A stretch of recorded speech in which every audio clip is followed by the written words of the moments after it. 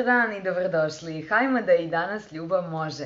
U najnovijem videu pričamo o jednoj ljubavnoj temi, a o čemu bi drugo ja, ako ne pričamo o knjigama, koliko vidim po svom kanalu, pričamo o ljubavi.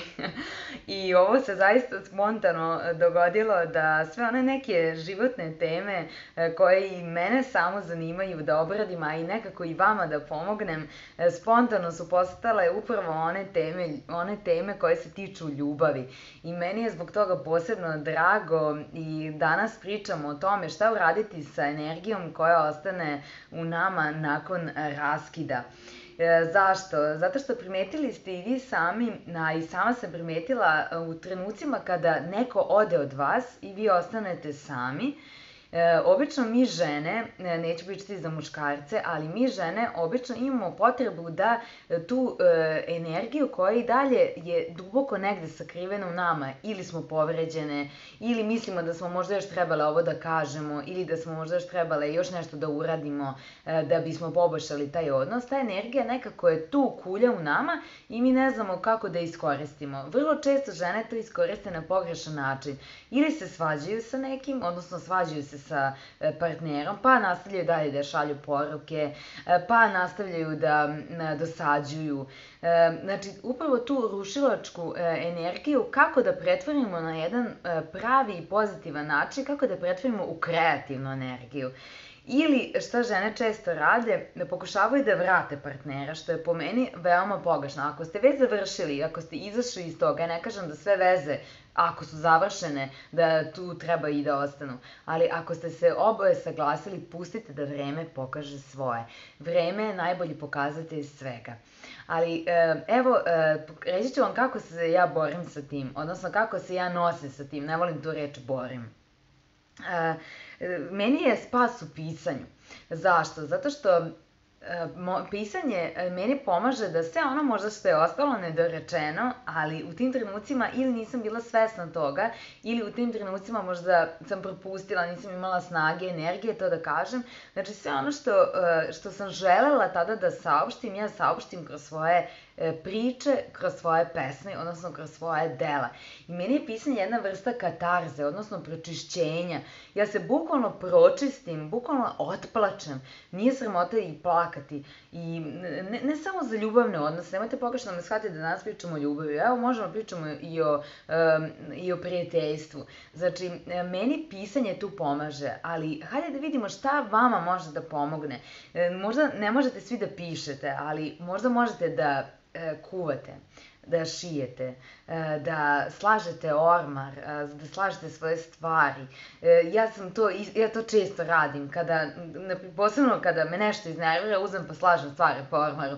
Znači, pokušajte da tu energiju koja je ostala iza nekoga kanališete, jer zašto?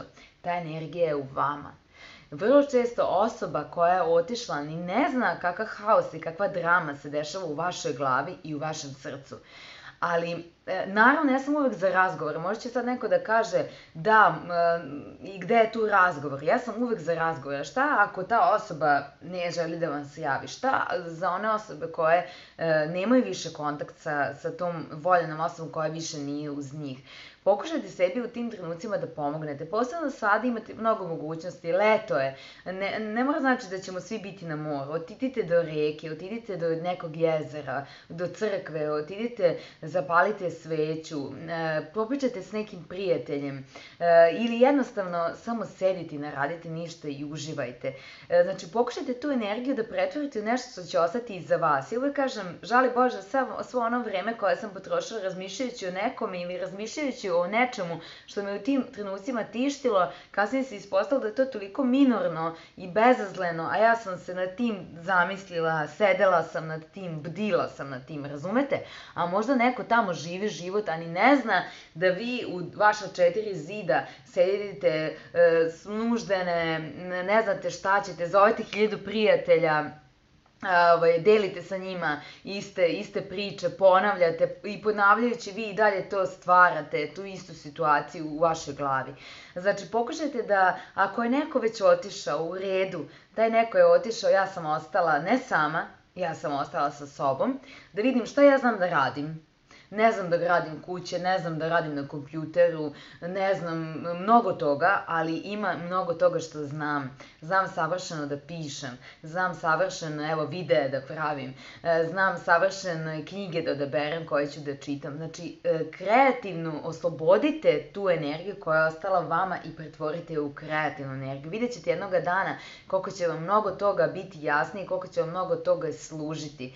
I zato ja i volim da pišem, mene inspirišu i najobičnije stvari u životu, vidite i na mom Instagram profilu i na Facebooku, ne inspirišu me samo ljubavni odnosi, daleko od toga, inspirišu me svakodnevne životne situacije i zato mi je ovo danas, samu sebe sam inspirisala, jer sam čitala neke komentare i na društvenim mrežama i obično devojke se ljute na te partnere, pa zašto bih se ljutila, idi svojim putem, neka ti je sa srećom, ali ja želim da budem srećna, ja zaslužujem da budem srećna i da u svom malom mikrom svetu napravim sebi jedan čaroban kutak. Tako da pokušajte, evo, neka vam ovaj video bude motivacija da pokušate samo da se zamislite šta je to što ja mogu da radim u toku dana, nakon posla, barem 5-10 minuta da oslobodim tu energiju, da oslobodim onaj možda bes, ljutnju, gnev i tugu. Ili jednostavno sedite i isplačite se, pa i svi smo ljudi, ja koliko puta sednem i isplačem se, ja i kad pišem plačem, razumete, znači ja imam duplu katarzu, znači nije ni to sramota da sedete, da se isplačete, ali uzmite nešto radite, posebno rukama, vidjet ćete koja je energija kada čovek nešto stvori svojim rukama i vidjet ćete koliko ćete na kraju shvatiti da ste kroz te možda teže trenutke u životu prošli tako što ste sami sebi pomogli. A opet ako ćemo još dublje, bit ćete ponosni i srećni sami na sebe jer ste sami sebi pomogli.